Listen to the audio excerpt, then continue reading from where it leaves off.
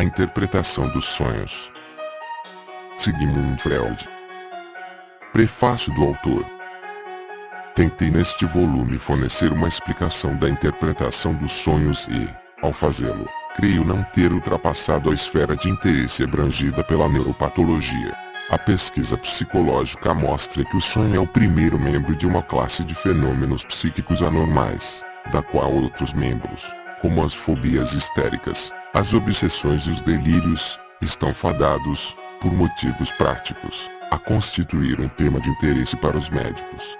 Como se verá a seguir, os sonhos não podem fazer nenhuma reivindicação semelhante àqueles que seja de importância prática, porém seu valor teórico como paradigma é, por outro lado, proporcionalmente maior.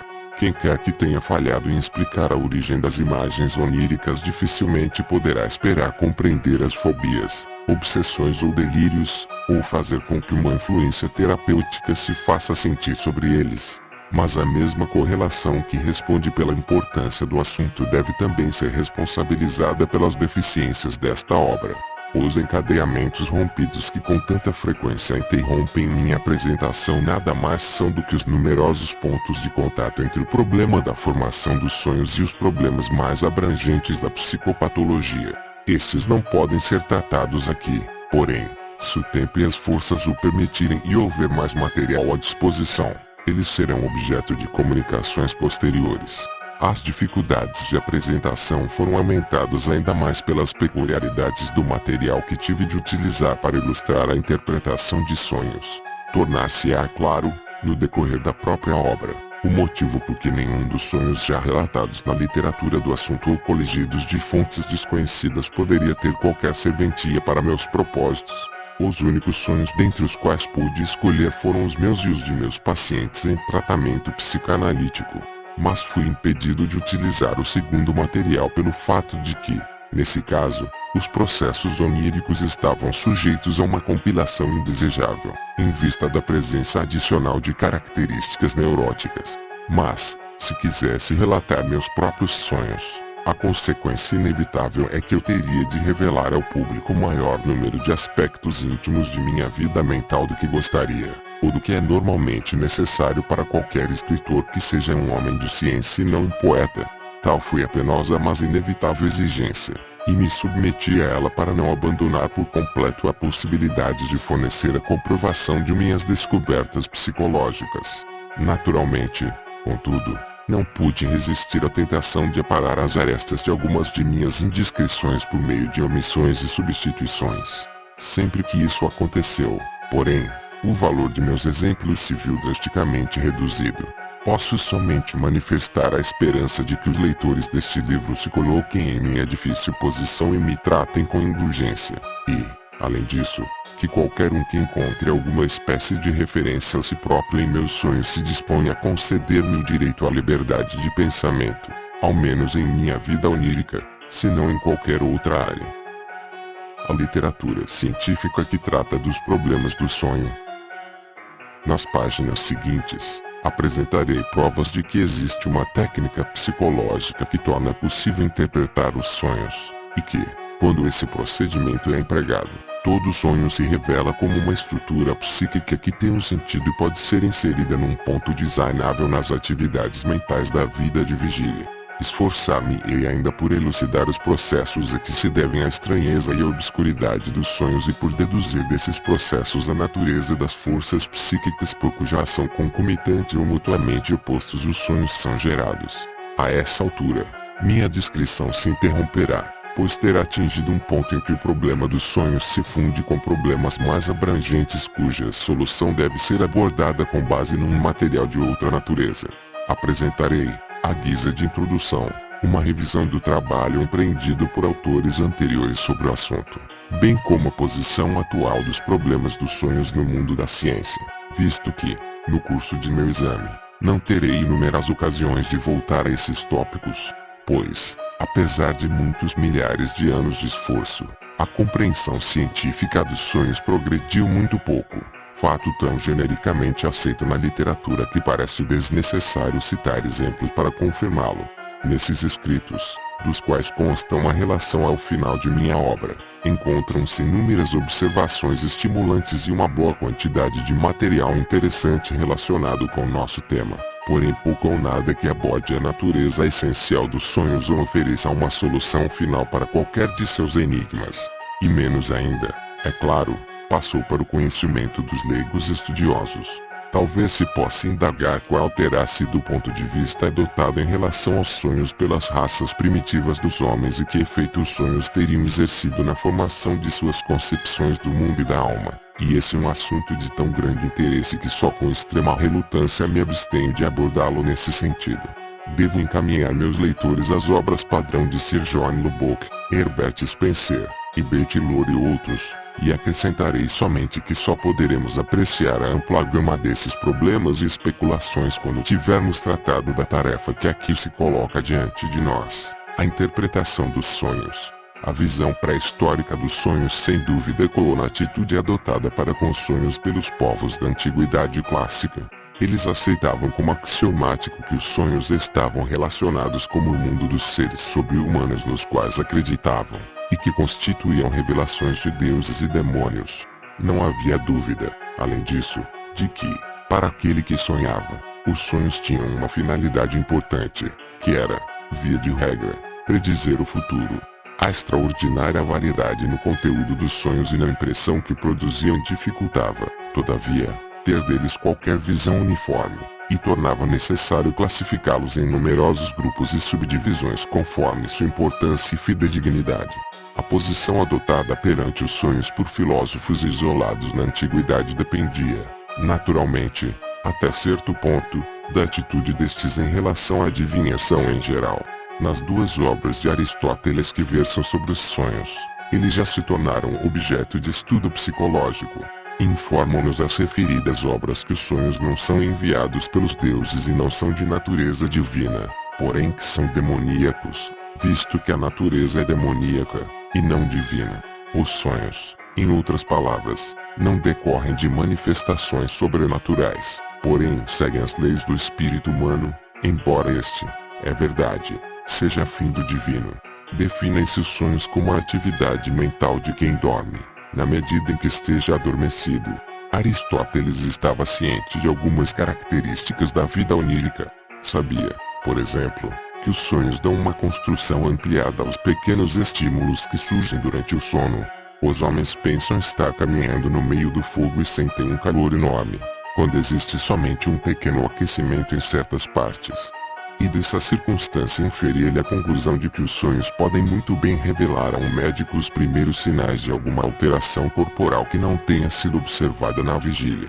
Antes da época de Aristóteles, como sabemos, os antigos consideravam os sonhos não como um produto da mente que sonhava, porém como algo introduzido por uma instância divina, e, já então, as duas correntes antagônicas que iremos encontrar influenciando as opiniões sobre a vida onírica em todos os períodos da história se faziam sentir.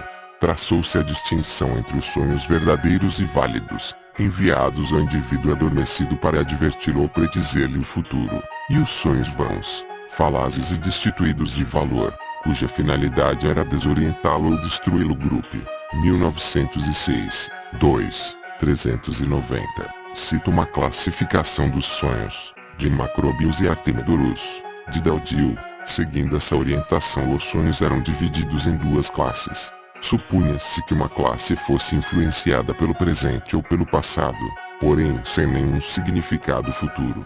Abrangia a Neoensomnia, que reproduzia diretamente uma certa representação ao seu oposto, por exemplo, de fome ou sua saciação, e o Jantsmata, que emprestava uma extensão fantástica à representação, por exemplo, o pesadelo ou epialtes. A outra classe, ao contrário, supostamente determinava o futuro. Abrangia 1. Profecias diretas recebidas no sonho, o Chromatismo Oraculum. 2. Previsões de algum evento futuro, o ramo ou vizio. E 3. Sonhos simbólicos, que precisavam de interpretação, o Neirovo Somnium. Essa teoria persistiu durante muitos séculos. Essa variação no valor que se deveria atribuir aos sonhos estava intimamente relacionada com o problema de interpretá-los. Em geral, esperavam-se importantes consequências dos sonhos. mas nem todos eles eram imediatamente compreensíveis, e era impossível dizer se um sonho inteligível em particular não estaria fazendo alguma comunicação importante. Isso proporcionou um incentivo para que se elaborasse um método mediante o qual o conteúdo ininteligível de um sonho pudesse ser substituído por outro compreensível e significativo. Nos últimos anos da antiguidade, Artemidorus de Daudis foi considerado a maior autoridade na interpretação dos sonhos, e a sobrevivência de sua obra exaustiva, Onero-Crítica, deve compensar-nos pela perda dos outros escritos sobre o mesmo assunto. A visão pré-científica dos sonhos adotada pelos povos da antiguidade estava, por certo, em completa harmonia com sua visão do universo em geral, que os levou a projetar no mundo exterior, como se fossem realidades, coisas que de fato só gozavam de realidade dentro de suas próprias mentes. Além disso, seu ponto de vista sobre os sonhos levava em conta a principal impressão produzida na mente desperta, pela manhã, pelo que resta de um sonho na memória, uma impressão de algo estranho, advindo de outro mundo e contrastando com os demais conteúdos da mente. A propósito, seria um erro supor que a teoria da origem sobrenatural dos sonhos está desprovida de defensores em nossos próprios dias. Podemos deixar de lado os escritores carolas e místicos, que de fato estão perfeitamente justificados em permanecerem ocupados com o que restou do outrora amplo domínio do sobrenatural enquanto esse campo não é conquistado pela explicação científica. Mas, além deles, depara-se com homens de visão esclarecida, sem quaisquer ideias extravagantes, que procuram apoiar sua fé religiosa na existência e na atividade de forças espirituais sobre-humanas precisamente pela natureza inexplicável dos fenômenos dos sonhos. C.F. Afner, 1887, a autoestima inquieta da vida onírica por algumas escolas de filosofia, pelos seguidores de Schelling, por exemplo, é nitidamente um eco da natureza divina dos sonhos que era incontestada na antiguidade.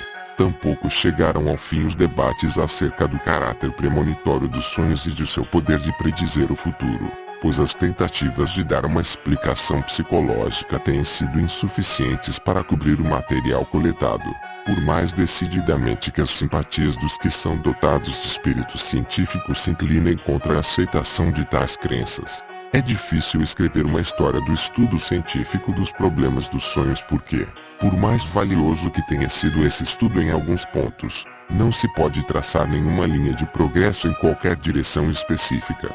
Não se lançou nenhum fundamento de descobertas seguras no qual um pesquisador posterior pudesse edificar algo. Ao contrário, cada novo autor examina os mesmos problemas de novo e recomeça, por assim dizer, do início. Se eu tentasse relacionar em ordem cronológica aqueles que têm escrito sobre o assunto e apresentasse um sumário de seus pontos de vista sobre os problemas dos sonhos, teria de abandonar qualquer esperança de apresentar um quadro geral abrangente do atual estado dos conhecimentos sobre o assunto. Optei, portanto, por estruturar meu relato de acordo com tópicos, e não com autores, e à medida que for levantando cada problema relacionado com o sonho, apresentarei qualquer material que a literatura contenha para sua solução, visto, contudo, ter-me sido impossível englobar toda a literatura sobre o tema, amplamente dispersa como é invadindo muitos outros campos. Sou compelido a pedir a meus leitores que se deem por satisfeitos desde que nenhum fato fundamental ou ponto de vista importante seja deixado de lado em minha descrição. Até pouco tempo atrás, a maioria dos autores que escreviam sobre o assunto sentia-se obrigada a tratar o sono e os sonhos como um tópico único, e em geral abordava, além disso, condições análogas fronteiriças à patologia e estados semelhantes aos sonhos, como as alucinações, visões etc. As últimas obras, pelo contrário, mostram preferência por um tema restrito e tomam por objeto, talvez, alguma questão isolada no campo da vida onírica. Agradar-me-ia ver nessa mudança de atitude a expressão de uma convicção de que, nessas questões obscuras, só será possível chegar a explicações e resultados sobre os quais haja acordo mediante uma série de investigações pormenorizadas. Uma pesquisa detalhada desse tipo, predominantemente psicológica por natureza, é tudo o que tenho a oferecer nestas páginas. Tive poucas oportunidades de lidar com o problema do sono, posto que esse é essencialmente um problema da fisiologia, Muito embora uma das características do estado de sono deva ser a de promover modificações nas condições de funcionamento do aparelho mental, a literatura sobre o tema do sono, consequentemente, não é considerada adiante. As questões levantadas por uma indagação científica sobre os fenômenos dos sonhos como tais podem ser agrupadas sob as epígrafes que se seguem, embora não se possa evitar certa dose de superposição. Relação dos sonhos com a vida de vigília. O julgamento simplista de vigília feito por alguém que tenha acabado de acordar presume que seus sonhos, mesmo que não tenham eles próprios vindo de outro mundo, ao menos o haviam transportado para outro mundo. O velho fisiólogo Gordache, 1838, a quem devemos um relato cuidadoso e sagaz dos fenômenos dos sonhos, expressou essa convicção num trecho comumente citado: nos sonhos, a vida cotidiana, com suas dores e seus prazeres, suas alegrias e mágoas, jamais se repete. Pelo contrário, os sonhos têm como objetivo verdadeiro libertar-nos dela, mesmo quando toda a nossa mente está repleta de algo, quando estamos dilacerados por alguma tristeza profunda, ou quando todo o nosso poder intelectual se acha absorvido por algum problema. O sonho nada mais faz do que entrar em sintonia com o nosso estado de espírito e representar a realidade em símbolos. I.H. Fichte, 1864, 541. No mesmo sentido, fala efetivamente em sonhos complementares e os descreve como um dos benefícios secretos da natureza autocurativa do espírito. Strumpel, 1877, 16, escreve um sentido semelhante em seu estudo sobre a natureza e origem dos sonhos, uma obra ampla e merecidamente tida em alta estima. O homem que sonha fica afastado do mundo da consciência de vigília. E também, Ibidem, 17, nos sonhos, nossa recordação do conteúdo ordenado da consciência de vigília e de seu comportamento normal vale tanto como se estivesse inteiramente perdido. E de novo, Ibidem, 19, escreve que a mente é isolada, nos sonhos, quase sem memória, do conteúdo e assuntos comuns da vida de vigília.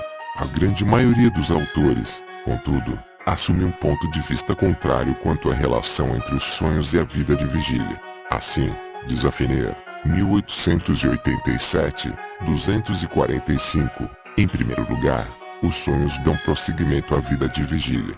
Nossos sonhos se associam regularmente às representações que estiveram em nossa consciência pouco antes. A observação acurada quase sempre encontra um fio que liga o sonho às experiências da véspera. Weigand, 1893, 6, contradiz especificamente o enunciado de Gordache que acabo de citar, pois inúmeras vezes, e aparentemente na maioria dos sonhos, pode-se observar que eles de fato nos levam de volta à vida comum, em vez de libertar-nos dela. Maury, 1878, 51, apresenta uma fórmula concisa. Nous rêvons de ce que nous avons vu, dit Desiree Fight, enquanto Gessen, em seu livro sobre psicologia, 1855, 530, observa mais extensamente, o conteúdo de um sonho é, invariavelmente, mais ou menos determinado pela personalidade individual daquele que sonha, por sua idade, sexo, classe, padrão de educação e estilo de vida habitual, e pelos fatos e experiências de toda a sua vida pregressa. A atitude menos comprometedora sobre esta questão é adotada por J. G. Mas, o filósofo, 1805, citado por Wittgenstein, 1912. A experiência confirma a nossa visão de que sonhamos com maior frequência com as coisas em que se centralizam nossas mais vivas paixões. E isso mostra que nossas paixões devem ter influência na formação de nossos sonhos. O homem ambicioso sonha com os lauréis que conquistou, ou imagina ter conquistado, ou com aqueles que ainda tem de conquistar. Já o apaixonado se ocupa, em seus sonhos, com o objeto de suas doces esperanças.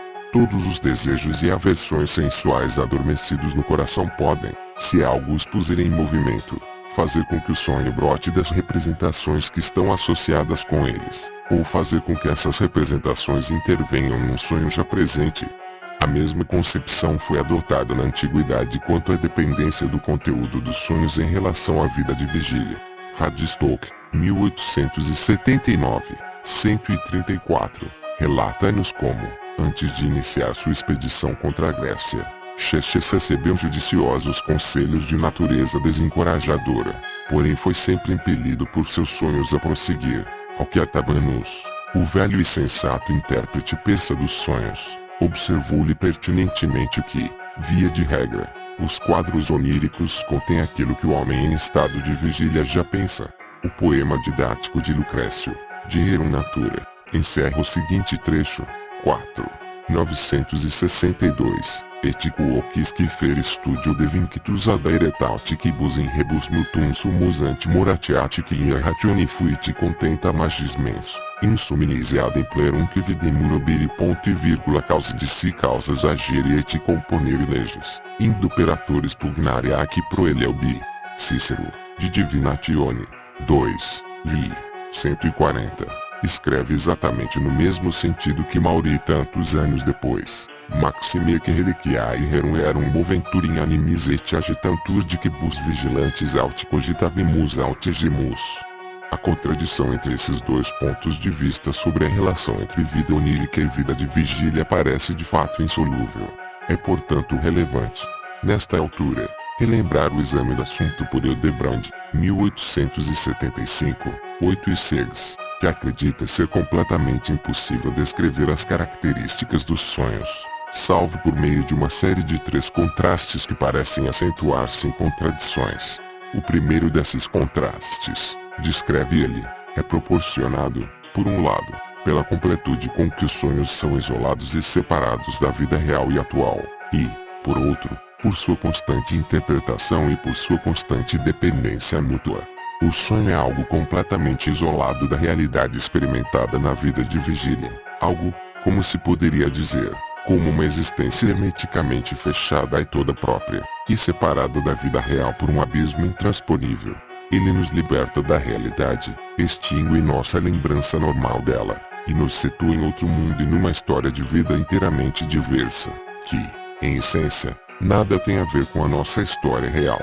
Hildebrand prossegue demonstrando como, ao adormecermos, tudo o nosso ser, com todas as suas formas de existência, desaparece, por assim dizer, por um alçapão invisível. Então, talvez o sonhador empreenda uma viagem marítima até Santa Helena para oferecer a Napoleão, que ali se encontra prisioneiro, uma barganha primorosa em vinhos da Mosela. É recebido com extrema afabilidade pelo ex-imperador e chega quase a lamentar-se quando a cor de sua curiosa ilusão é destruída. Mas, comparemos a situação do sonho, prossegue Hildebrand, com a realidade. O sonhador nunca foi negociante de vinhos, nem jamais desejou sê-lo. Nunca fez uma viagem marítima e, se o fizesse, Santa Helena seria o último lugar do mundo que escolheria para visitar. Não nutre quaisquer sentimentos de simpatia para com Napoleão, porém, ao contrário, um violento ódio patriótico. E, além disso tudo, nem sequer era nascido quando Napoleão morreu na ilha, de maneira que ter quaisquer relações pessoais com ele estaria além dos limites da possibilidade. Assim, a experiência onírica parece algo estranho, inserido entre duas partes da vida perfeitamente contínuas e compatíveis entre si. E contudo, continua Hildebrand, e Biden. 10. O que parece ser o contrário disso é igualmente verdadeiro e correto. Apesar de tudo, o mais íntimo dos relacionamentos caminha de mãos dadas, creio eu, com o isolamento e a separação. Podemos mesmo chegar a dizer que o que quer que os sonhos ofereçam, seu material é retirado da realidade e da vida intelectual que gira em torno dessa realidade. Quaisquer que sejam os estranhos resultados que atinjam, eles nunca podem de fato libertar-se do mundo real, e tanto suas estruturas mais sublimes como também as mais ridículas devem sempre tomar de empréstimo seu material básico, seja do que ocorreu perante nossos olhos no mundo dos sentidos, seja do que já encontrou lugar em algum ponto do curso de nossos pensamentos de vigília, em outras palavras, do que já experimentamos, externo ou internamente. O material dos sonhos, a memória nos sonhos. Todo o material que compõe o conteúdo de um sonho é derivado, de alguma maneira, da experiência, ou seja, foi reproduzido ou lembrado no sonho, ao menos isso podemos considerar como fato indiscutível. Mas seria um erro supor que uma ligação dessa natureza entre o conteúdo de um sonho e a realidade esteja destinada a vir à luz facilmente, como resultado imediato da comparação entre ambos. A ligação exige, pelo contrário, ser diligentemente procurada, e em inúmeros casos pode permanecer oculta por muito tempo. A razão disso está em diversas peculiaridades exibidas pela faculdade da memória nos sonhos, e que, embora geralmente observadas, até hoje têm resistido à explicação. Vale a pena examinar essas características mais de perto. É possível que surja, no conteúdo de um sonho, um material que, no estado de vigília, não reconheçamos como parte de nosso conhecimento ou nossa experiência. Lembramo-nos, naturalmente, de ter sonhado com a coisa em questão, porém não conseguimos recordar-se ou quando a experimentamos na vida real.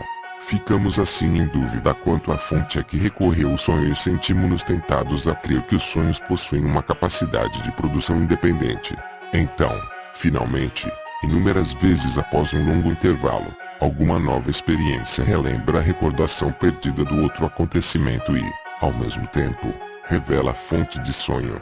Somos assim levados a admitir que, no sonho, sabíamos e nos recordávamos de algo que estava além do alcance de nossa memória de vigília. Um exemplo particularmente impressionante disso é fornecido por Beowulf, 1885, extraído de sua própria experiência. Viu ele num sonho o quintal de sua casa, coberto de neve, e sob ela encontrou dois pequenos lagartos semicongelados e enterrados. Sendo muito afeiçoado aos animais, apanhou-os, aqueceu-os e os levou de volta para o pequeno buraco que ocupavam na alvenaria. Deu-lhes ainda algumas folhas de uma pequena samambaia que crescia no muro, as quais, como sabia, eles muito apreciavam. No sonho, ele conhecia o nome da planta, Asplenium rudimentalis. O sonho prosseguiu e, após uma digressão, voltou aos lagartos. Beowulf viu então, para sua surpresa, dois outros lagartos que se ocupavam dos restos da samambaia. Depois, olhou ao redor e viu um quinto e a seguir um sexto lagarto, que se dirigiam para o buraco no muro, até que toda a estrada fervilhava com uma procissão de lagartos, todos se movimentando na mesma direção. E assim por diante. Quando desperto, Beowulf sabia os nomes em latim de pouquíssimas plantas, e Asplenium não estava entre eles. Para sua grande surpresa, pôde confirmar o fato de que realmente existe uma samambaia com esse nome.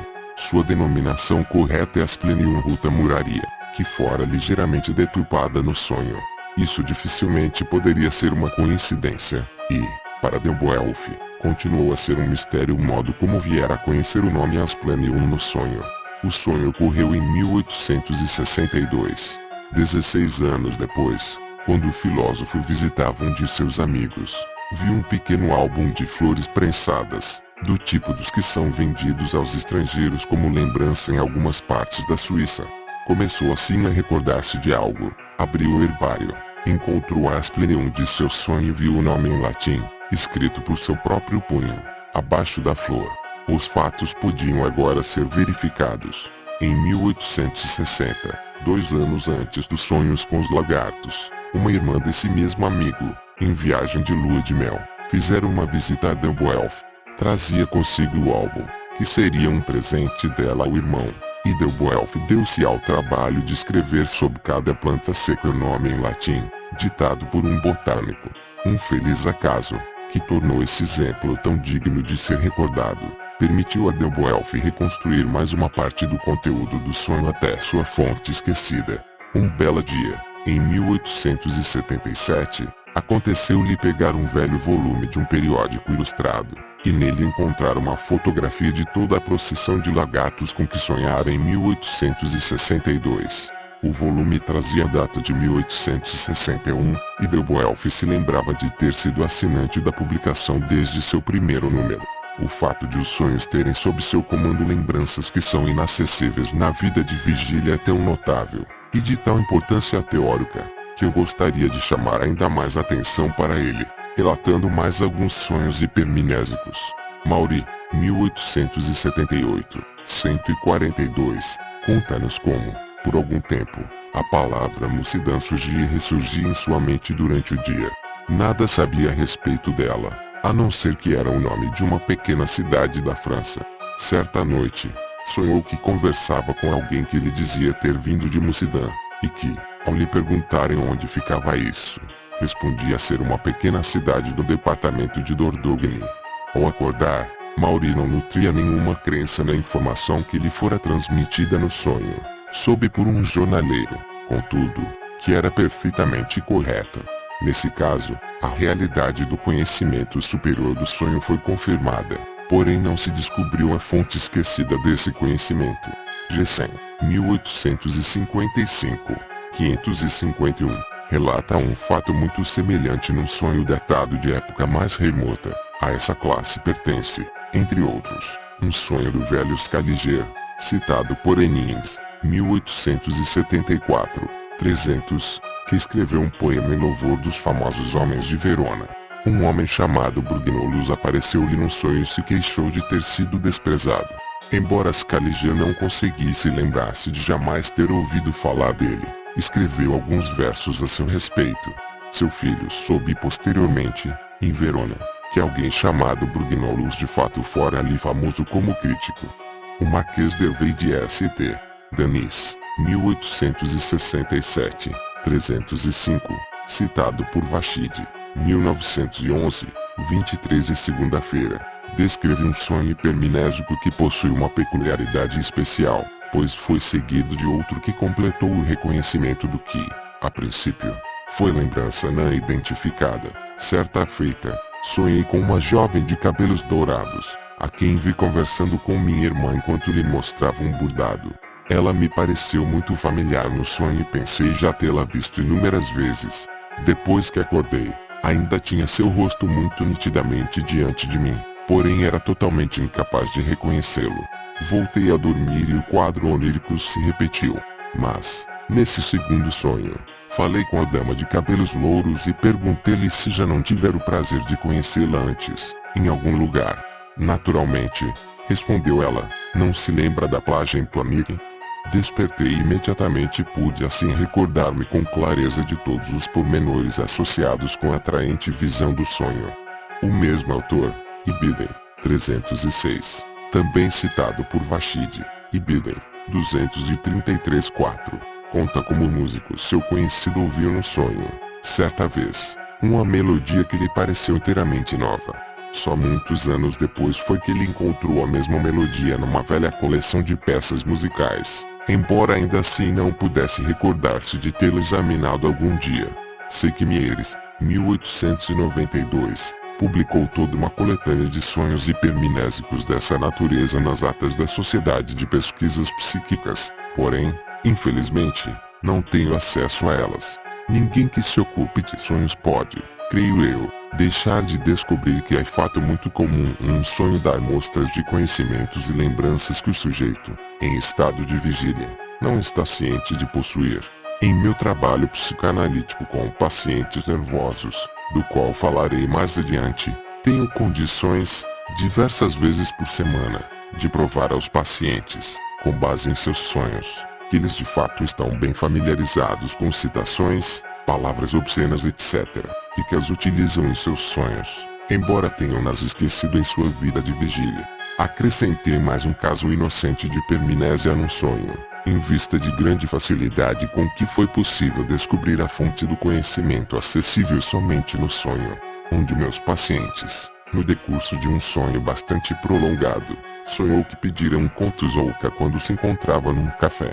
Depois de me falar isso, perguntou-me o que era um conto Zouka, pois nunca ouvira esse nome.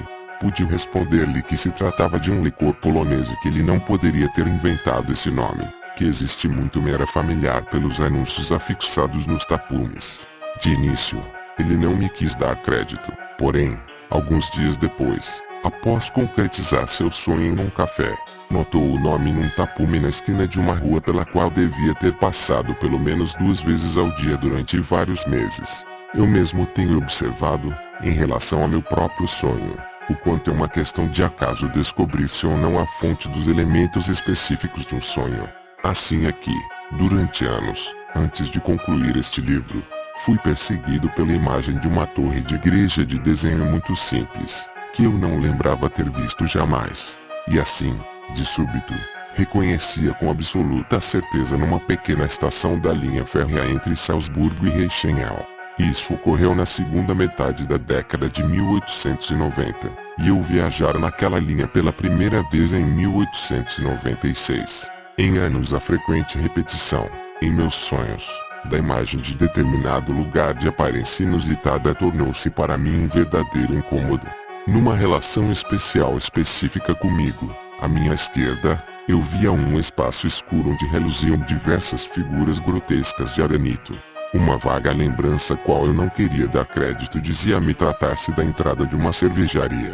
Mas não consegui descobrir nem o significado do quadro onírico nem sua origem. Em 1907, ocorreu-me estar em Pádua, que, lamentavelmente, eu não pudera visitar desde 1895. Minha primeira visita àquela encantadora cidade universitária fora uma decepção, pois eu não pudera ver os afrescos de Giotto na Madonna dell'Arena.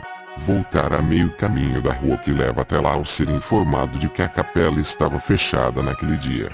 Em minha segunda visita, 12 anos depois, resolvi compensar isso, e a primeira coisa que fiz foi encaminhar-me para a capela da Arena, na rua que conduz a ela, à minha esquerda e, com toda a probabilidade, no ponto do qual retornara em 1895, deparei com o lugar que tantas vezes vi em meus sonhos, com as figuras de arenito que faziam parte dele. Era, de fato, o acesso ao jardim de um restaurante, uma das fontes de onde os sonhos retiram material para reprodução, material que, em parte, não é nem recordado nem utilizado nas atividades do pensamento de vigília. É a experiência da infância. Citarei somente alguns dos autores que observaram e ressaltaram esse fato. Hildebrand, 1875, 23. Já admiti expressamente que os sonhos às vezes trazem de volta em nossas mentes, com um maravilhoso poder de reprodução, fatos muito remotos e até mesmo esquecidos de nossos primeiros anos de vida. Strumpel, 1877, 40. A posição é ainda mais notável quando observamos como os sonhos por vezes trazem à luz, por assim dizer, das mais profundas pilhas de destroços sob as quais as primeiras experiências da meninice são soterradas em épocas posteriores, imagens de localidades, coisas ou pessoas específicas, inteiramente intactas e com todo o seu vício original. Isso não se limita às experiências que criaram uma viva impressão quando ocorreram, ou que desfrutam de alto grau de importância psíquica e retornaram posteriormente, num sonho, como autênticas lembranças com as quais a consciência de vigília se regozija. Ao contrário, as profundezas da memória, nos sonhos, também incluem imagens de pessoas, coisas, localidades e fatos que datam dos mais remotos tempos, que nunca tiveram nenhuma importância psíquica ou mais que um pálido grau de nitidez ou que há muito perderam o que o teriam possuído de uma coisa ou de outra, e que, por conseguinte, parecem inteiramente estranhos e desconhecidos tanto para a mente que sonha quanto para a mente em estado de vigília, até que sua origem mais remota tenha sido descoberta. Vogeldt, 1875, 119. É especialmente notável a facilidade com que as recordações da infância e da juventude ganham acesso aos sonhos. Os sonhos continuamente nos relembram coisas em que deixamos de pensar e que há muito deixaram de ser importantes para nós. Como os sonhos têm a seu dispor material oriundo da infância, e dado que, como todos sabemos, esse material se acha obliterado, em sua maior parte, por lacunas em nossa faculdade consciente da memória, essas circunstâncias dão margem a curiosos sonhos hipermnésicos, dos quais, mais uma vez, darei alguns exemplos.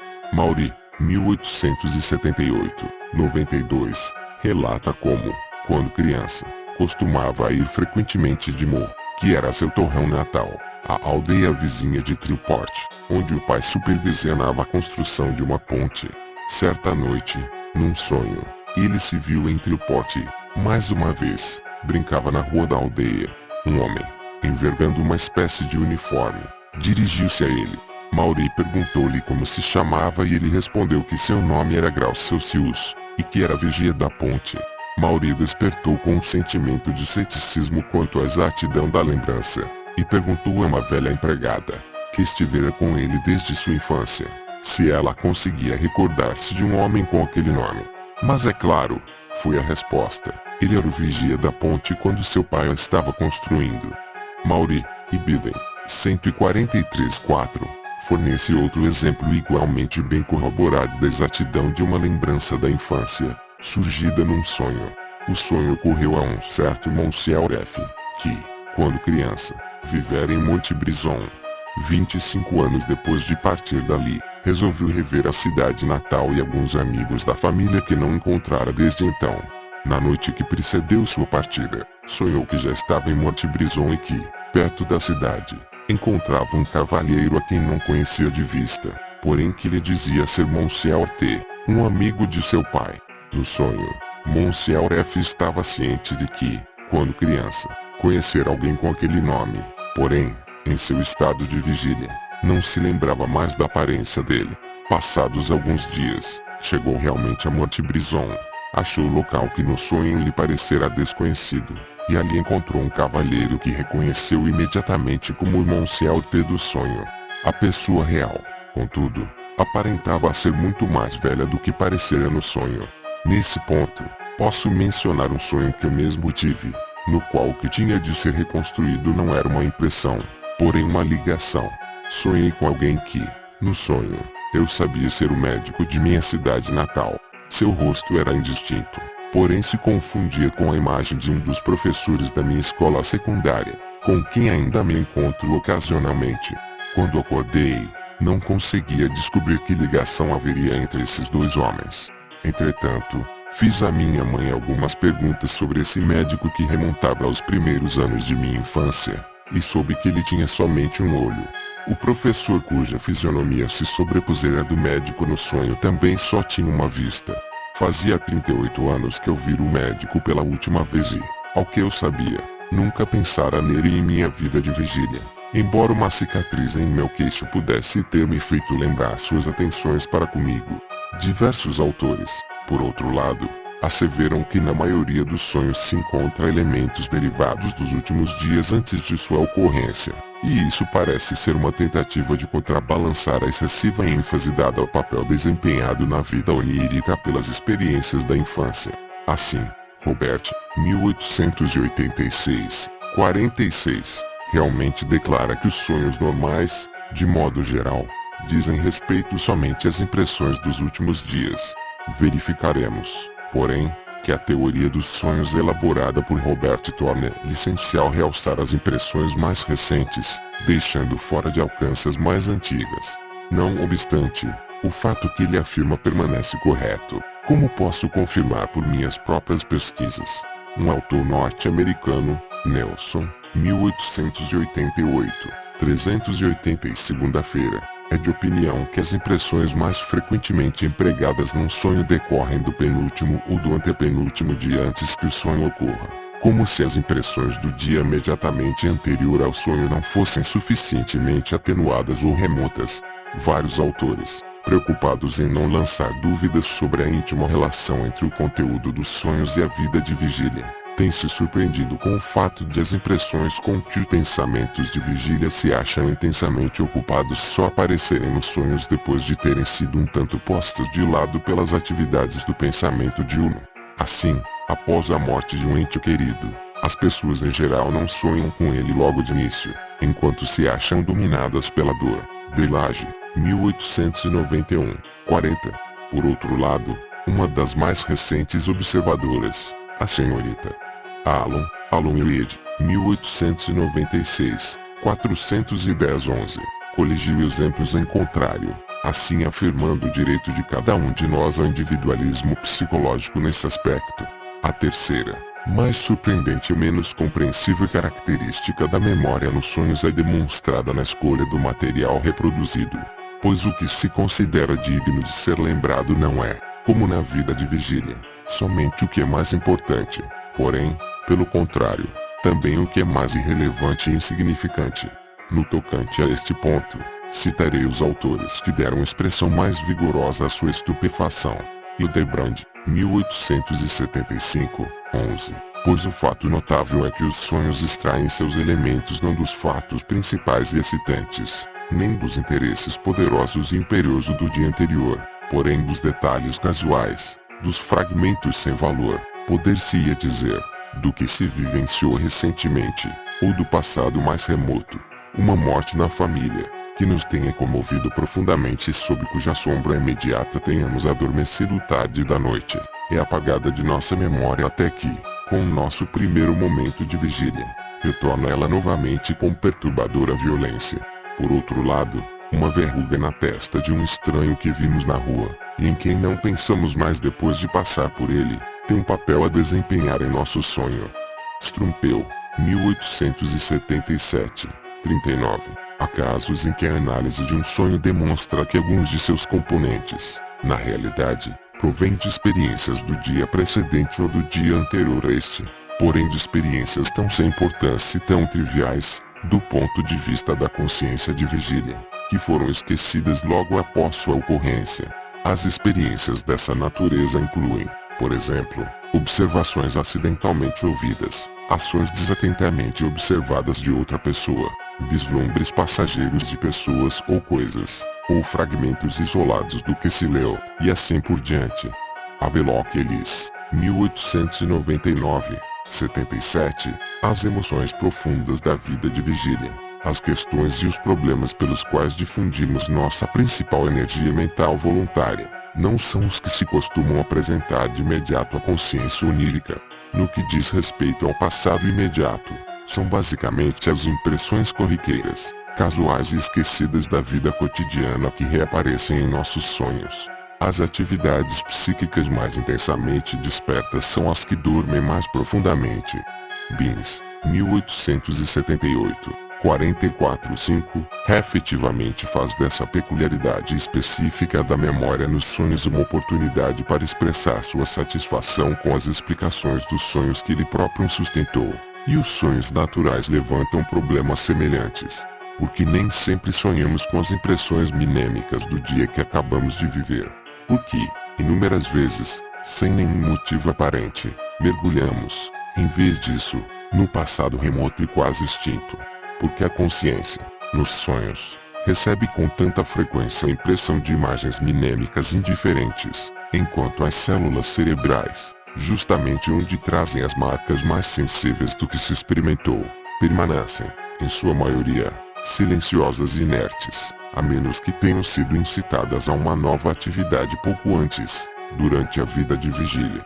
É fácil perceber como a notável preferência demonstrada pela memória, nos sonhos, por elementos indiferentes, e consequentemente despercebidos da experiência de vigília está fadada a levar as pessoas a desprezarem, de modo geral, a dependência que os sonhos têm da vida de vigília, e pelo menos a dificultar, em qualquer caso específico, a comprovação dessa dependência. Assim, a senhorita Wheaton Calkis, 1893, 315, em seu estudo estatístico de seus próprios sonhos e dos de seu colaborador, verificou que em 11% do total não havia nenhuma conexão visível com a vida de vigília. Hildebrand, 1875, 12 segunda-feira, está indubitavelmente correto ao afirmar que seríamos capazes de explicar a gênese de todas as imagens oníricas se dedicássemos tempo e empenho suficientes à investigação de sua origem. Ele se refere a isso como uma tarefa extremamente trabalhosa e ingrata, pois, em geral, termina por desenterrar dos mais remotos pontos dos compartimentos da memória toda sorte de fatos psíquicos totalmente sem valor e por arrastar à luz, mais uma vez, do esquecimento em que fora mergulhado talvez na primeira hora após sua ocorrência, toda sorte de momento completamente irrelevante do passado. Só posso lamentar que esse autor de aguda visão se tenha deixado impedir de seguir a trilha que teve esse começo inauspicioso. Se tivesse seguido, ela o teria levado ao próprio cerne da explicação dos sonhos. O modo como a memória se comporta nos sonhos é, sem sombra de dúvida, da maior importância para qualquer teoria da memória em geral. Ele nos ensina que nada que tenhamos possuído mentalmente uma vez pode se perder inteiramente. Shows, 1893, 59, ou, como exprime Damboelf, 1885, 115, que toute impression, même la plus insignifiante, la si une trace inalterable, indefinidamente susceptível de reparar e com acento circunflexo triálgico. Essa é uma conclusão a que também somos levados por muitos fenômenos patológicos da vida mental. Certas teorias sobre os sonhos, que mencionaremos adiante, procuram explicar seu absurdo e incoerência por meio de um esquecimento parcial do que sabemos durante o dia. Quando tivermos em mente a extraordinária eficiência que acabamos de ver exibida pela memória nos sonhos, teremos um sentimento vivo da contradição que essas teorias envolvem. Talvez nos ocorra que o fenômeno do sonhar possa ser inteiramente reduzido ao da memória. Os sonhos, poder-se-ia supor, são a manifestação de uma atividade reprodutiva que é exercida mesmo durante a noite e que constitui um fim em si mesma. Isso se coadunaria com afirmações como as que foram formuladas por Pierce, 1899, segundo as quais existe uma relação fixa observável entre o momento em que um sonho ocorre e seu conteúdo, sendo as impressões do passado mais remoto reproduzidas nos sonhos durante o sono profundo, enquanto as impressões mais recentes surgem ao amanhecer. Mas tais pontos de vista são intrinsecamente improváveis, em vista da maneira como os sonhos lidam com o material a ser lembrado. Strumpel, 1877, 18, frisa, com razão, que os sonhos não reproduzem experiências. Eles dão um passo à frente, porém o próximo passo da sequência é omitido, ou aparece de forma alterada, ou é substituído por algo inteiramente estranho. Os sonhos não produzem mais do que fragmentos de reproduções, e isso constitui uma regra tão geral que nela é possível basear conclusões teóricas. É verdade que existem casos excepcionais em que um sonho repete uma experiência tão completamente quanto está ao alcance de nossa memória de vigília. De Boelf, 1885, 239 segunda-feira, conta-nos como um de seus colegas da universidade teve um sonho que reproduzia, em todos os detalhes, um perigoso acidente de carruagem que ele sofrera, do qual escapou quase por milagre. A senhorita Calkins, 1893, menciona 2 sonhos cujo conteúdo foi uma reprodução exata de um acontecimento do dia anterior, e eu mesmo terei oportunidade, mais adiante, de relatar um exemplo por mim observado de uma experiência infantil que reapareceu num sonho sem qualquer modificação. Os estímulos e as fontes dos sonhos. Há um ditado popular que diz que os sonhos decorrem da indigestão, e isso nos ajuda a entender o que se pretende dizer com estímulos e fontes dos sonhos. Por trás desses conceitos existe uma teoria segundo a qual os sonhos são o resultado de uma perturbação do sono, ou seja, não teríamos um sonho ao menos que algo de perturbador acontecesse durante nosso sono, e o sonho seria uma reação a essa perturbação. Os debates sobre as causas estimuladoras dos sonhos ocupam um espaço muito amplo na literatura sobre o assunto. Obviamente, esse problema só poderia surgir depois de os sonhos se terem tornado alvo de pesquisas biológicas. Os antigos, que acreditavam que os sonhos eram inspirados pelos deuses, não precisavam ir em busca de seu estímulo. Os sonhos emanavam da vontade de poderes divinos ou demoníacos, e seu conteúdo provinha do conhecimento ou do objetivo desses poderes. A ciência foi imediatamente confrontada com a questão de determinar se o estímulo ao sonho era sempre o mesmo ou se haveria muitos desses estímulos. E isso envolvia a questão de a explicação das causas dos sonhos se enquadrar no domínio da psicologia ou, antes, no da fisiologia. A maioria das autoridades parece concordar na suposição de que as causas que perturbam o sono, isto é, as fontes dos sonhos, podem ser de inúmeras espécies, e que tanto os estímulos somáticos quanto as excitações mentais podem vir a atuar como instigadores dos sonhos. As opiniões diferem amplamente, contudo, na preferência demonstrada por uma ou outra fonte dos sonhos e na ordem de importância atribui elas como fatores na produção dos sonhos. Qualquer enumeração completa das fontes dos sonhos leva ao reconhecimento de 4 tipos de fonte, e estes também têm sido utilizados para a classificação dos próprios sonhos. São eles: 1. Excitações sensoriais externas, objetivas. 2. Excitações sensoriais internas, subjetivas. 3. Estímulos somáticos internos, orgânicos. E 4. Fontes de estimulação puramente psíquicas. O jovem Strump, filho do filósofo cujo livro sobre os sonhos já nos deu várias ideias acerca dos problemas oníricos, publicou um célebre relato de suas observações sobre um de seus pacientes, que sofria de anestesia geral da superfície do corpo e paralisia de vários de seus órgãos sensoriais superiores. Quando se fechava o pequeno número de canais sensoriais desse homem que permaneciam abertos ao mundo exterior, ele adormecia. Ora, quando nós mesmos desejamos dormir, temos o hábito de tentar produzir uma situação semelhante à da experiência de Strumpel. Fechamos nossos canais sensoriais mais importantes, os olhos, e tentamos proteger os outros sentidos de todos os estímulos ou de qualquer modificação dos estímulos que atuam sobre eles.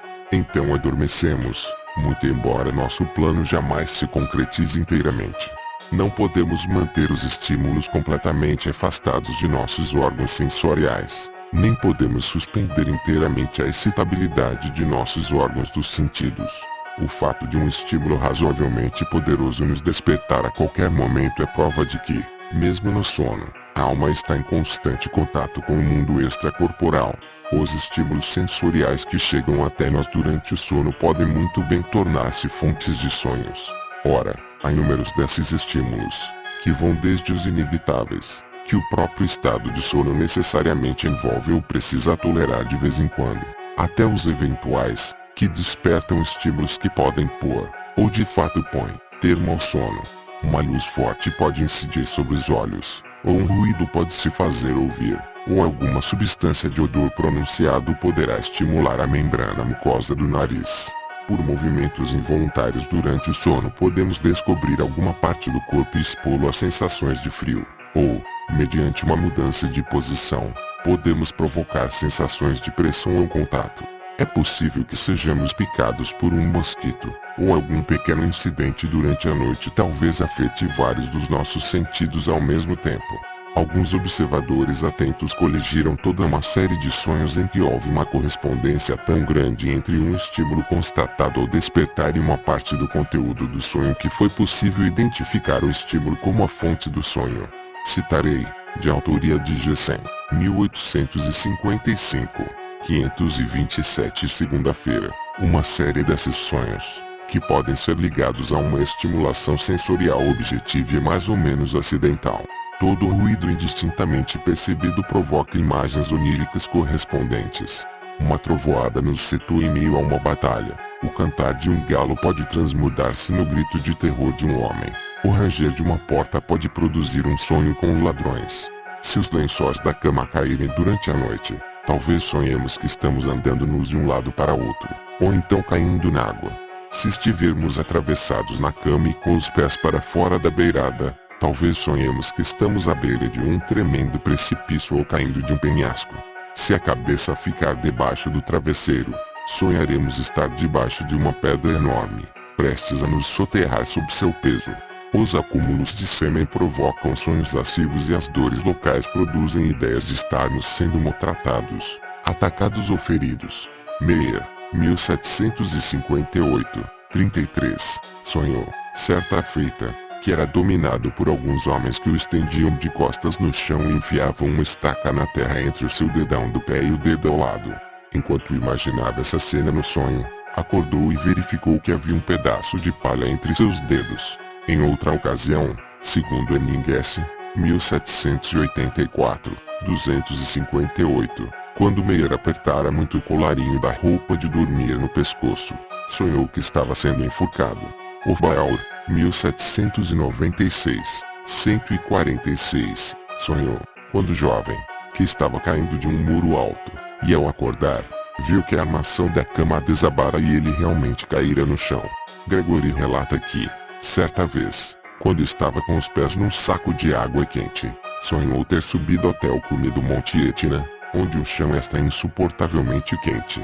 Outro homem, que dormia com um cataplasma quente na cabeça, sonhou que estava sendo escalpelado por um bando de peles vermelhas, enquanto um terceiro, que usava uma camisa de dormir úmida, imaginou que estava sendo arrastado por uma correnteza. Um ataque de gota repentinamente surgido durante o sono levou um paciente a acreditar que estava nas mãos da Inquisição e sendo torturado no cavalete. McNish, 1835, 40. O argumento baseado na semelhança entre o estímulo e o conteúdo do sonho se fortalece quando é possível transmitir deliberadamente um estímulo sensorial à pessoa adormecida e nela produzir um sonho correspondente àquele estímulo. De acordo com McNish, Luke City, citado por Gessen, 1855, 529. Experimentos dessa natureza já foram feitos por Giroud Buzaringues, 1848, 55. Ele deixara o joelho descoberto e sonhou que estava viajando de noite numa diligência. A esse respeito, ele observa que esses viajantes por certo estão cientes de como os joelhos ficam frios à noite num coche.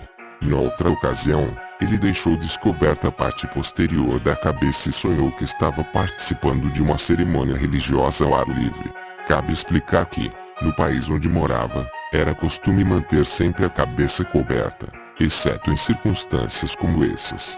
Maury, 1878, 154-6, apresenta algumas novas observações sobre sonhos produzidos nele mesmo. Diversos outros experimentos foram mal sucedidos.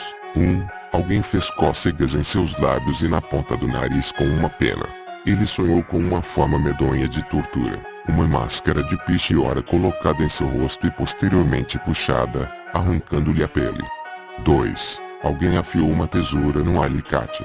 Ele ouviu o repicar de sinos, seguido por sinais de alarma, e se viu de volta aos dias de junho de 1848. 3. Deram-lhe água de colônia para cheirar. Ele se viu no Cairo, na loja de João Maria Farina. Seguiram-se algumas aventuras absurdas que ele não soube reproduzir. 4. Beliscaram-lhe levemente o pescoço. Ele sonhou que lhe aplicavam um plastro de mostarda e pensou no médico que o tratara quando criança. 5. Aproximaram um ferro quente de seu rosto. Sonhou que os chanfelles haviam penetrado na casa e forçavam seus moradores a dar-lhes dinheiro, enfiando-lhes os pés em braseiro. Apareceu então a duquesa de Abrantes, de quem ele era secretário no sonho. 6. Pingaram uma gota água em sua testa. Ele estava na Itália, suava violentamente e bebia vinho branco de Orvieto. 7. Fez-se com que a luz de uma vela brilhasse repetidamente sobre ele através de uma folha de papel vermelho. Sonhou com o tempo e com o calor, e se viu novamente numa tempestade que enfrentara no Canal da Mancha. Outras tentativas de produzir sonhos experimentalmente foram relatadas por Hervé de Saint-Denis, 1867, 268 e segunda-feira e 376 e segunda-feira, Weigand, 1893, e outros. Muitos autores teceram comentários sobre a notável facilidade com que os sonhos conseguem enfrentar uma impressão súbita vinda do mundo dos sentidos em sua própria estrutura, de maneira que esta surge sob a aparência de uma catástrofe previamente preparada a que se chegou gradativamente. Hildebrand, 1875, 36, Em minha juventude, prossegue esse autor, eu costumava usar um despertador para me levantar regularmente numa determinada hora. Por centenas de vezes deve ter acontecido de o ruído produzido por esse instrumento se enquadrar num sonho aparentemente único e tivesse lançado seu fim precípio no que era clímax logicamente indispensável. E Biden, 37, citarei 3 desses sonhos despertadores, agora num outro sentido. Voquet, 1875, 108 e segunda-feira, escreve, um compositor, certa feita, sonhou que estava dando uma aula e tentando esclarecer determinado ponto a seus alunos. Quando acabou de fazê-lo, voltou-se para um dos meninos e perguntou-lhe se havia entendido. Este respondeu-lhe aos gritos, como um possesso, sim. Ele começou a repreender o menino asperamente por estar gritando, porém toda a classe rompeu em gritos, primeiro de hoje, depois de Eugênio, e finalmente de Feuerge. Neste ponto ele foi despertado por gritos reais de Feuerge. Na rua. Garnier, 1872, 476, conta como Napoleão e foi despertado pela explosão de uma bomba enquanto dormia em sua carruagem. Sonhou que estava novamente atravessando o tagulhamento sob o bombardeio austríaco, e por fim, sobressaltado, acordou gritando, estamos perdidos. Um sonho de Maury, 1878, 161, tornou-se famoso. Estava doente de cama em seu quarto, com a mãe sentada a seu lado, e sonhou que estava no reinado do terror. Após testemunhar diversas cenas pavorosas de assassinato, foi finalmente levado perante o tribunal revolucionário.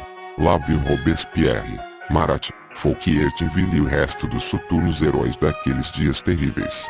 Foi interrogado por eles, e depois de alguns incidentes que não guardou na memória, foi condenado e conduzido ao local de execução, cercado por uma multidão enorme. Subiu ao cadafalso e foi amarrado à prancha pelo carrasco. A guilhotina estava preparada e a lâmina desceu. Ele sentiu a cabeça sendo separada do corpo. Acordou em extrema angústia, e viu que a cabeceira da cama caíra e lhe atingir as vértebras cervicais, tal como a lâmina da guilhotina as teria realmente atingido. Esse sonho constituiu a base de um interessante debate entre Lorraine, 1894, e Heger, 1895, na Revue Philosophique. A questão levantada foi se como era possível que alguém, ao sonhar, condensasse tal quantidade de material aparentemente superabundante, no curto período transcorrido entre a percepção do estímulo emergente e o despertar. Os exemplos dessa natureza deixam a impressão de que, de todas as fontes dos sonhos, as mais bem confirmadas são os estímulos sensoriais objetivos durante o sono. Além disso, eles constituem rigorosamente as únicas fontes levadas em conta pelos leigos. Quando se pergunta a um homem culto, que não esteja familiarizado com a literatura dos sonhos, como é que estes surgem, ele responde infalivelmente com uma referência a algum exemplo de seu conhecimento em que um sonho tenha sido explicado por um estímulo sensorial objetivo descoberto após o despertar. A investigação científica, contudo, não pode parar aí. Ela encontra uma oportunidade de formular outras perguntas no fato observado de que o estímulo que incide sobre os sentidos durante o sono não aparece no sonho em sua forma real, porém é substituído por outra imagem que, de algum modo, está relacionada com ele. Todavia, a relação que liga o estímulo do sonho ao sonho que dele resulta é, para citarmos as palavras de Maury, 1854, 72, une affinité quelconque, mais que neste pas unique et exclusive. Consideremos, a esse respeito, 3 dos sonhos Hildebrand com despertadores, 1875, 37 e segunda-feira. A questão que eles levantam é por que o mesmo estímulo teria provocado 3 sonhos tão diferentes, e por que teria provocado estes, e não outros. Sonhei, então, que, numa manhã de primavera, eu estava passeando e caminhando pelos campos verdejantes, quando cheguei a uma aldeia vizinha, onde vi os aldeões em seus melhores trajes, com livros de hinos debaixo do braço, afluindo para a igreja em bandos. Claro, era domingo, e o serviço religioso matutino logo estaria começando. Resolvi participar dele, porém primeiro, como estava sentindo calor por causa da caminhada, fui até o cemitério que circundava a igreja para me refrescar. Enquanto lia algumas das inscrições das lápides, ouvi os sineiros subindo para a torre da igreja e, no alto da mesma, vi então o sino do vilarejo, que logo daria o sinal para o começo das preces. Por um bom tempo, lá ficou imóvel, e posteriormente começou a balançar, e de repente, seu repicar passou a soar de maneira nítida e penetrante, tão nítida e penetrante que pôs termo a meu sono. Mas o que estava tocando era meu despertador. Eis aqui outro exemplo. Fazia um dia claro de inverno e as ruas estavam cobertas por uma espessa camada de neve. Eu havia concordado em participar de um grupo para um passeio de trenó, porém tive de esperar muito tempo antes de chegar a notícia de que o trenó se achava à porta. Seguiram-se assim os preparativos para entrar. O tapete de pele foi estendido, ajeitou-se o agasalho para os pés, e finalmente ocupei meu lugar. Mas, ainda assim, o momento da partida foi retardado, até que um puxão nas rédeas deu aos cavalos, que esperavam, o sinal da partida. Eles partiram e, com uma violenta sacudidela, os pequenos guizos do trenó começaram a produzir seu conhecido tilintar, com tal violência, de fato, que num instante se rompeu a fina teia de meu sonho. E, mais uma vez, era somente o som estridente do despertador. E agora, um terceiro exemplo. Eu olhava para uma copeira que ia levando diversas dúzias de pratos empilhados uns sobre os outros, andando pelo corredor que dava para a sala de jantar. A pilha de LOLs em seus braços me pareceu prestes a perder o equilíbrio. Cuidado, exclamei, senão você vai deixar cair tudo. Seguiu-se, como de praxe, a inevitável resposta. Ela estava acostumada àquele tipo de trabalho, e assim por diante. Entre mentes, meu olhar ansioso seguia a figura que avançava. E assim, justamente como eu esperava, ela tropeçou na soleira da porta e a frágil LOL se escapuliu e, numa verdadeira sinfonia de ruídos, espatifou-se em 1000 pedaços no chão. Mas o barulho prosseguiu sem cessar, e logo já não parecia ser estrondoso o retinir da louça se quebrando. Começou a se transformar no som de uma campainha, e essa campainha, como agora percebi a meu desperto, era somente o despertador cumprindo seu dever. A questão de, porque a mente confunde a natureza dos estímulos sensoriais objetivos nos sonhos recebe quase a mesma resposta de Strumpeliele, 1877, 103, e de Unde, 1874, 659 segunda-feira. A mente recebe estímulos que alcançam durante o sono sob condições favoráveis à formação de ilusões. Uma impressão sensorial é reconhecida por nós e corretamente interpretada, isto é situada no grupo de lembranças a que, de acordo com todas as nossas experiências, ela pertence, contanto que a impressão seja suficientemente forte, nítida e duradoura, e contanto que tenhamos tempo suficiente a nosso dispor para considerar o assunto. Se essas condições não forem satisfeitas, confundiremos o objeto que é a fonte da impressão, formaremos uma ilusão sobre ele. Se alguém fizer uma caminhada pelo campo e tiver uma percepção indefinida de um objeto distante, poderá a princípio pensar que se trata de um cavalo. Vendo mais de perto, poderá ser levado a interpretá-la como uma vaca deitada, e a imagem poderá finalmente transformar-se em definitivo num grupo de pessoas sentadas no chão. As impressões de estímulos exteriores recebidas pela mente durante o sono são de natureza similarmente vaga, e com base nisso, a mente cria ilusões, visto que um número maior ou menor de imagens minêmicas é despertado pela impressão, e é através destas que ela adquire seu valor psíquico. De qual dos numerosos grupos de lembranças em causa as imagens correlatas serão despertadas, e qual das possíveis conexões associativas será por conseguinte posta em ação. Também essas questões, segundo a teoria de Strumpel, são indetermináveis e ficam, por assim dizer, abertas à decisão arbitrária da mente. Nesta altura, defronta-se-nos uma escolha entre duas alternativas. Podemos admitir como um fato que é impossível examinar ainda mais as leis que regem a formação dos sonhos, e podemos, consequentemente, deixar de inquirir se haverá ou não outros determinantes que regem a interpretação atribuída por aquele que sonha a ilusão evocada pela impressão sensorial. Ou, por outro lado, podemos suspeitar de que o estímulo sensorial que atinge o sujeito adormecido desempenha somente um modesto papel na geração de seu sonho, e que outros fatores determinam a escolha das imagens minêmicas que nele serão despertadas. De fato, se examinarmos os sonhos experimentalmente produzidos de Maury, que relatei com tal riqueza de detalhes exatamente por esse motivo, seremos tentados a dizer que o experimento, de fato, explica a origem de somente um elemento dos sonhos. O restante de seu conteúdo parece autônomo demais e excessivamente definido em seus detalhes para ser explicado somente pela necessidade de se ajustar ao elemento experimentalmente introduzido de fora. De fato, começa-se a ter dúvidas sobre a teoria das ilusões e o poder das impressões objetivas de darem forma aos sonhos, quando se verifica que essas impressões, por vezes, estão sujeitas, nos sonhos, às mais peculiares e exageradas interpretações.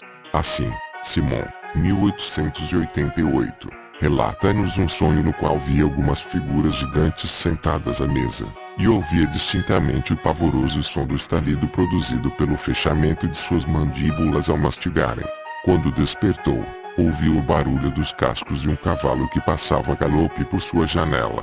O ruído feito pelos cascos do cavalo talvez tenha sugerido ideias provenientes de um grupo de lembranças ligadas às viagens de Gulliver, os gigantes de Brobdingnag e o virtuoso Owens, se é que posso arriscar uma interpretação sem a ajuda do autor do sonho.